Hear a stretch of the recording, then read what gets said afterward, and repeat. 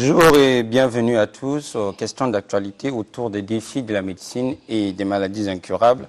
Nous en parlerons avec Prince Paradine Dicard, de son nom d'initié. Il est porte-parole du Centre d'encadrement des grands initiés, Lotus. Monsieur Paradine, bonjour. Bonjour. D'après vous, d'entrée de jeu, si la médecine a montré ses limites face aux maladies incurables, c'est parce qu'elle n'est pas associée à la spiritualité. Partagez-vous cette opinion? Oui, effectivement, déjà, on va rappeler que les maladies incurables n'existent pas, mais seule la science qui est limitée. Et donc, pour comprendre pourquoi aujourd'hui la médecine tâtonne face aux maladies incurables et aux maladies chroniques, c'est parce que la médecine se doit être pratiquée de façon absolue. Alors, qui dit absolu, dit la compréhension de certaines disciplines clés de la science. Et donc, parmi ces disciplines, nous avons en premier lieu la spiritualité. Pourquoi? Parce que c'est la spiritualité qui va donner le développement à l'être. Ça veut dire que grâce à la spiritualité, n'importe quel médecin aura un certain niveau de développement. Et dans le développement, nous comprenons par là qu'il faudrait maîtriser ce qu'on appelle par la formule de l'existence. C'est-à-dire qu'avoir la maîtrise de la conscience et du subconscient. Et donc, le médecin traitant, celui-ci, doit avoir la maîtrise de ses préceptes. D'ailleurs, Hippocrate, qui est le père de la médecine, avait bien dit que nul ne peut pratiquer la médecine sans avoir la maîtrise de l'astrologie. Et donc aujourd'hui, si nous avons les maladies incurables, c'est parce que les médecins traitants n'ont pas la capacité de maîtriser toute la quintessence de la médecine, qui d'ailleurs nécessite être d'abord un homme spirituel, vu que la médecine est le domaine de la médecine. Pour pratiquer de la médecine, il faudrait d'abord être un spirituel. Mais concrètement, comment faire ce rapport-là entre la médecine et la spiritualité? Faire cette symbiose-là, comment? D'accord. Alors, tout va au niveau de la science. Pourquoi? Parce que la science, c'est l'ensemble de toutes les connaissances. La science rassemble donc toutes les connaissances universelles. Et donc, pour pratiquer la science de façon parfaite, de façon cohérente, il faudra avoir la maîtrise, premièrement, des 4 disciplines clés de la science, qui sont la spiritualité, la scientologie, l'astrologie et l'astronomie.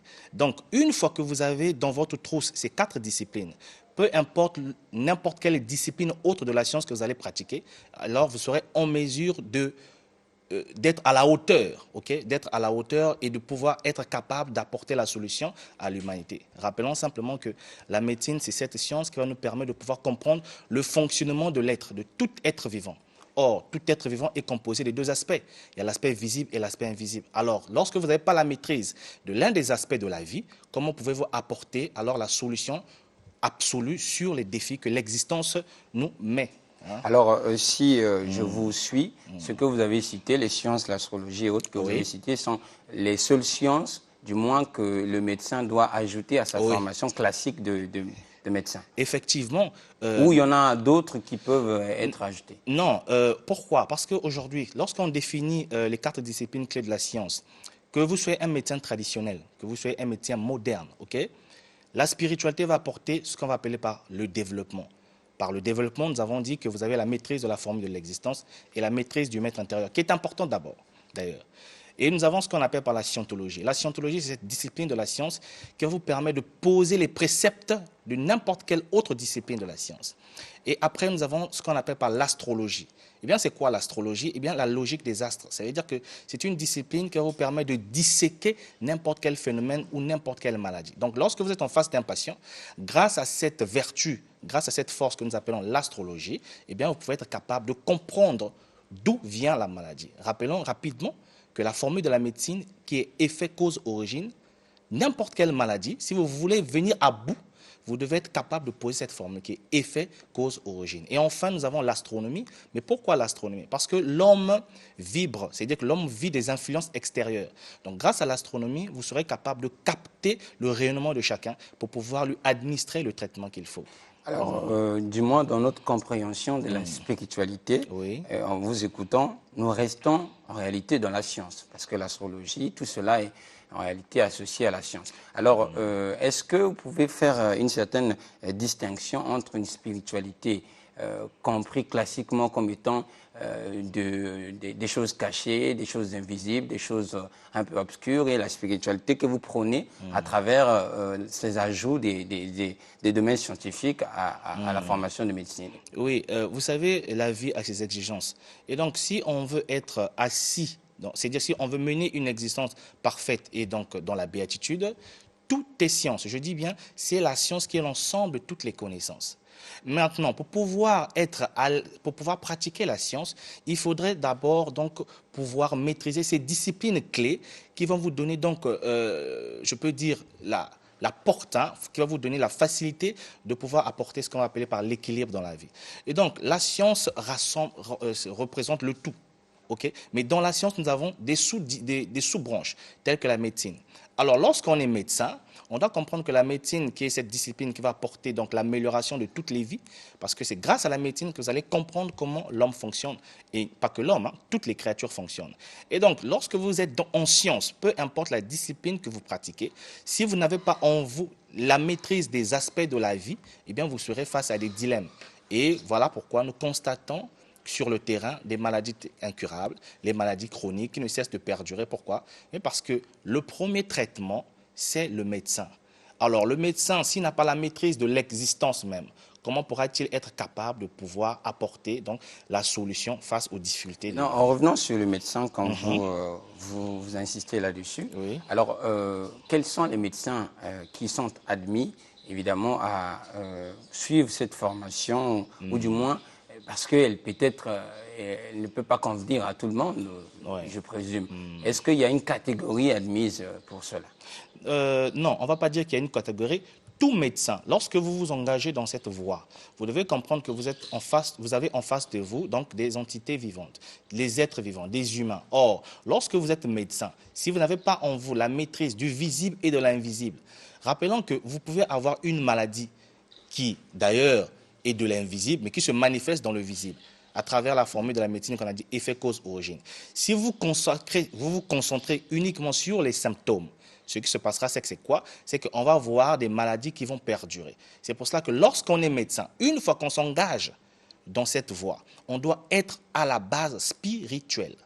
Sinon, on va être là à tâtonner, à faire de la probabilité. Et le résultat serait qu'il y aura bon nombre de malades et les solutions ne seront pas trouvées. D'ailleurs, rappelons rapidement que la maladie, en fait, c'est une communication. C'est-à-dire que c'est quelque chose qui va vous apporter une information. Et pour pouvoir décoder cette information, vous devez être capable de repartir jusqu'à l'origine de cette information. Est-ce que ces capacités peuvent être innées? Oui, ces capacités peuvent être innées, ce qu'on appelle par l'innéisme, mais c'est aussi des capacités qu'on développe par la pratique de la spiritualité. Toute personne qui se veut être médecin se doit de développer certaines vertus. Et ce sont ces vertus qui vont lui permettre d'être dans l'absolu. Parce que dans l'absolu, il n'y a ni ressemblance. Et l'absolu est unique. Et donc, si vous voulez apporter le bien, vous devez être capable de le faire dans toute la quintessence même, et non le faire à moitié. Alors, Monsieur Paradis, nous sommes sur la question d'actualité, et nous savons que le sujet d'actualité brûlant, c'est le coronavirus. Oui. Et vous dites qu'il y a des éléments scientifiques qui peuvent aider les médecins à trouver des solutions aux maladies dites incurables. Oui. Alors, sur ce cas précisément, quelle peut être, selon vous, la solution à apporter, la solution à long terme, qui peut-être peut aller au-delà même des simples vaccins qu'on peut avoir de façon médicale et que vous rejetez des traditionnels? D'accord. Rappelons déjà que l'homme est différent de l'autre. Ça veut dire que nous sommes tous pareils sur le plan de vue anatomique, mais nous sommes différents sur le type d'organisme. Okay? Parce que nous avons des organismes sensibles, moyennement sensibles, hypersensibles et insensibles. C'est pour dire que la maîtrise d'une discipline qu'on appelle la métempsychose va nous permettre de comprendre bien quelle est l'origine, par exemple, du coronavirus. Et face au coronavirus, il n'y a aucun traitement universel. C'est-à-dire que tout médicament va en fonction de l'organe de la personne. Non, le vaccin n'est pas universel. Le vaccin ne peut pas être un traitement universel parce que les organismes sont différents. Le patient se traite en face. Pourquoi? Parce que chacun de nous a son karma. Vous pouvez avoir le coronavirus, mais ceci est lié à votre karma.